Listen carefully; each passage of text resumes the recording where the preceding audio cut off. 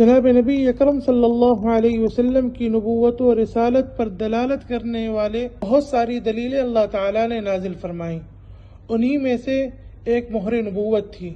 حضرت جابر بن سمرہ رضی اللہ تعالیٰ عنہ فرماتے ہیں کہ میں نے اللہ کے رسول علیہ السلام کے دونوں مونڈھوں کے درمیان مہر نبوت دیکھا، اور اس کی کیفیت یہ تھی کہ وہ سرخ رسولی کی طرح اور مقدار میں کبوتر کے انڈے کی مانی، یعنی کبوتر کے انڈے کی طرح تھی، اور کلر میں، رنگ میں سرخ رسولی کی طرح، اور یہ رنگ بدلتا ہے، کبھی کسی نے کسی انداز سے تعبیر کیا، کبھی کسی نے کسی انداز سے تعبیر کیا۔ چنانچہ ایک صحابی فرماتے ہیں کہ وہ ابھرے ہوئے گوشت کی طرح تھی۔ بہرحال شرح حدیث فرماتے ہیں کہ ہر آدمی نے دیکھا اور اپنے اعتبار سے اسے تعبیر کیا اور بیان کیا۔ کیا اللہ کے نبی علیہ السلام کے مہر نبوت پر کچھ لکھا ہوا تھا یا نہیں؟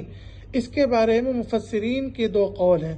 ایک فرماتے ہیں کہ آپ صلی اللہ علیہ وسلم کی مہر نبوت پر لا الہ الا اللہ محمد رسول اللہ تھا، اور دوسری جماعت کہتی ہے صرف انت المنصور، یعنی آپ چلیے جہاں بھی جائیں آپ اللہ کی مدد یافتہ ہیں، یہ جملہ لکھا ہوا تھا۔